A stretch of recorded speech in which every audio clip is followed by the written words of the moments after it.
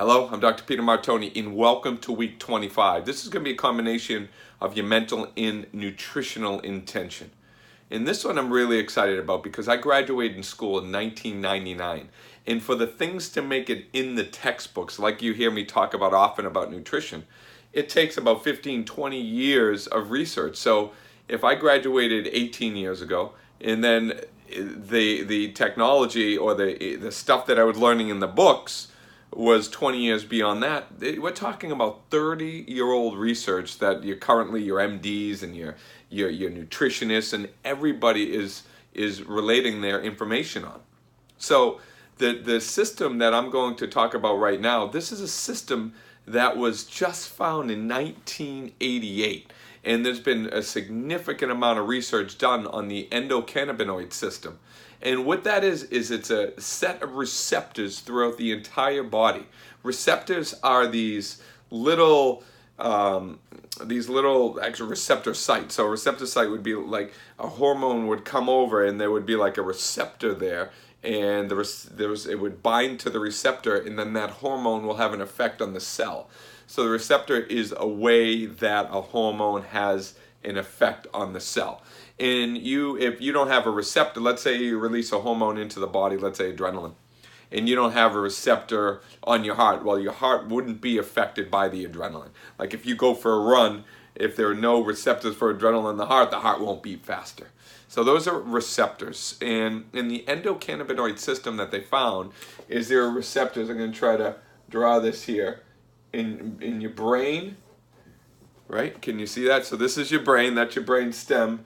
And then in your digestive system, so if we draw your nose, your mouth, and then your digestive system would be this whole area down here, in your immune system. So it is the most widely, there are more receptors in this system, in the endocannabinoid system, than any other system in the body.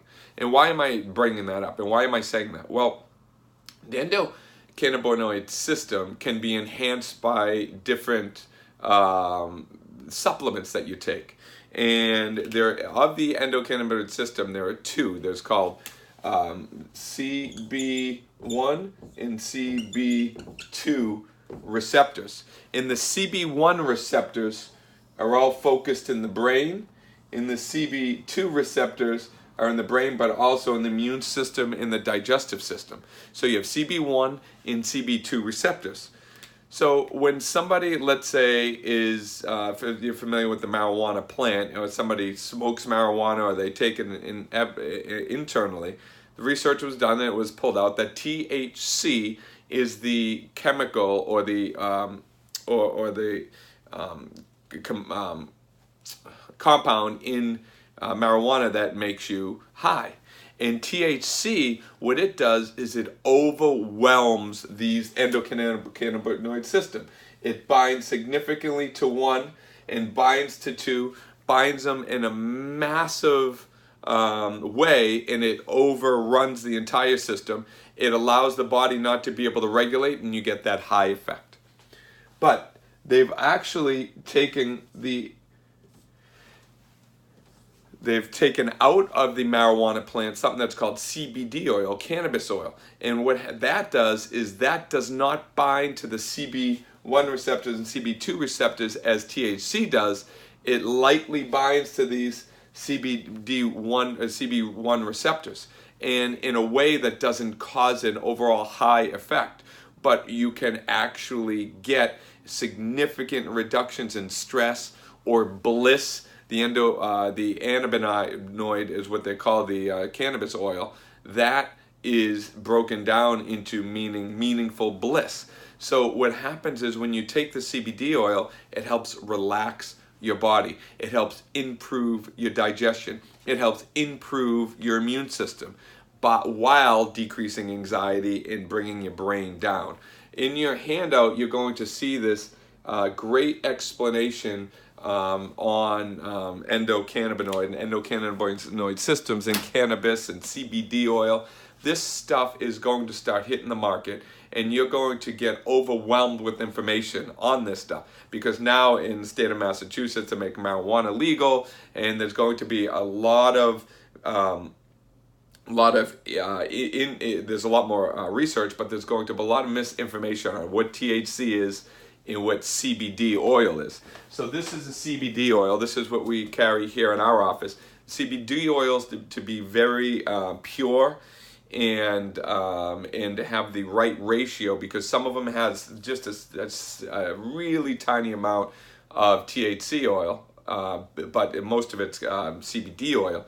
So CBD, like I said, does not have that effect that makes you high. CBD, what it does, just calms you down, improves your digestion, improves your immune system.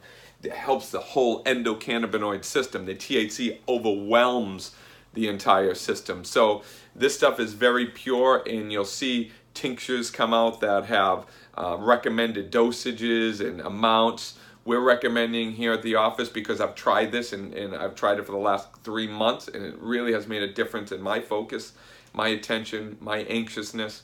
But we're recommending 25 mLs. This has 1,000 milligrams in this one, and this one has half of that. It has about 500. Expensive stuff. This one retails for $180. The other one retails for $90. So when you are looking at CBD oils, it's important to know about the concentrations, the purity. I'm sure there are other companies, so we're researching that. That's just the one that we started with because I trust it. I trust the owner. I know the owner. So hopefully this information helps start to clarify the information that a lot of you are coming to me. What about CBD oil? People rubbing CBD oil on their knees and their joints. Well, remember, the CBD oil is something that can be taken internal and has an effect on the enhancement of the endocannabinoid system and receptors. It enhances the whole thing. It's been a great product for me. You read your handout if you're watching this, you're online. But if you go to the website, download it, read it. It is so much. There's so much information in there, and really it promotes a good state of overall health and wellness. I look forward to hearing your wins and your challenges.